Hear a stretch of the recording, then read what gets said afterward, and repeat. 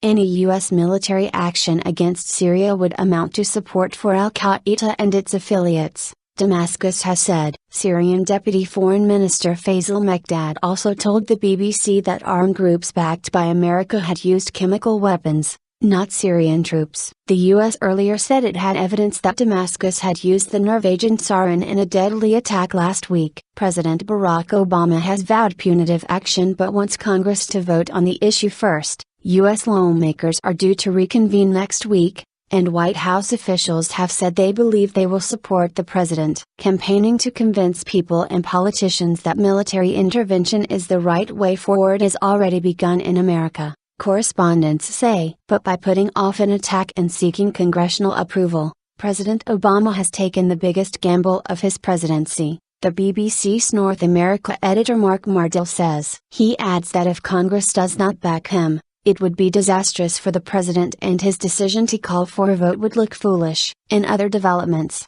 Arab League foreign ministers urged the world community to take the deterrent and necessary measures against Syria. But several members, including Lebanon and Iraq, did not back the call. Jordan, a key U.S. ally in the region, ruled out joining any U.S.-led coalition against Damascus. French PM Jean-Marc Ayrault is due to meet parliamentary leaders to brief them on possible strikes. Paris earlier pledged to support America's action. UN experts have gathered evidence in Syria to determine whether chemical weapons attacks have taken place on various occasions. They are now analyzing samples. The biggest and deadliest apparent attacks took place on 21 August in eastern suburbs of Damascus. The U.S. says more than 1,400 people were killed, including 426 children. Hatred for Americans. Continue reading the main story.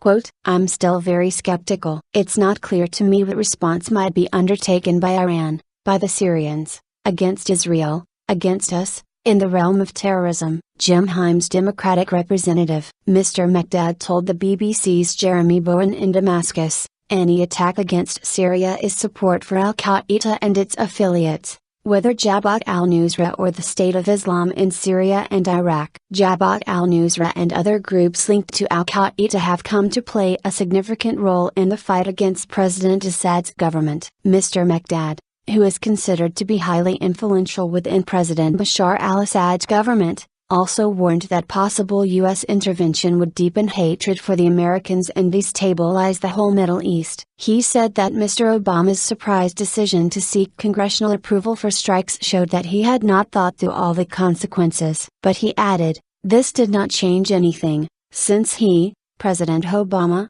is determined to launch an attack. As for a vote in Congress, Mr. Mekdad said it would base its decision on whether attacking Syria was in the interests of Israel. Case is building. U.S. Secretary of State John Kerry said on Sunday that Washington had evidence that sarin was used in the 21 August attacks. He said samples from hair and blood gathered afterwards had tested positive for signatures of sarin. Mr. Kerry implied that the U.S. evidence was supplied by its own sources, rather than via the UN inspectors. In the last 24 hours, we have learned through samples that were provided to the United States that have now been tested from first responders in East Damascus, and hair samples and blood samples have tested positive for signatures of sarin, Mr. Kerry said on NBC's Meet the Press. The U.S. has previously said it had similar evidence of sarin use in other attacks. Mr. Kerry also said he was confident Congress would give its approval for the U.S. to launch strikes against Syria. Congressmen will do what is right because they understand the stakes,